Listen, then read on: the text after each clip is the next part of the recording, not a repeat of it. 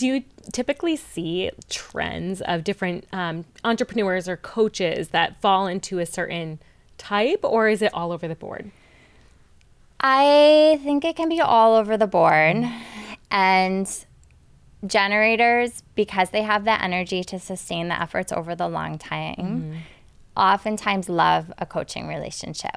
Now, projectors do too. It really can be all over the place. And again, it brings me back to human design is best utilized to not put constraints on what you can do, but to really help you optimize how you're doing whatever it is that you're doing. Okay. That is the truth of the system when it's in its best use.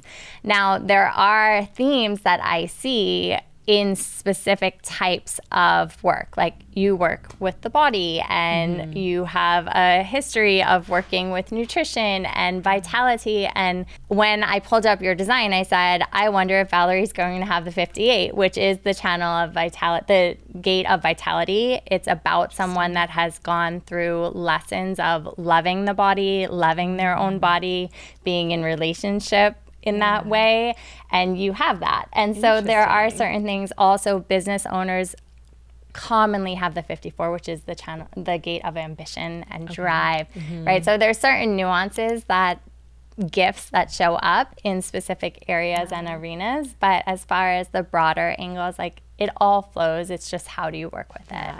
Thank you for watching this short clip. To watch or listen to this episode in its entirety, view the description below. See you next time.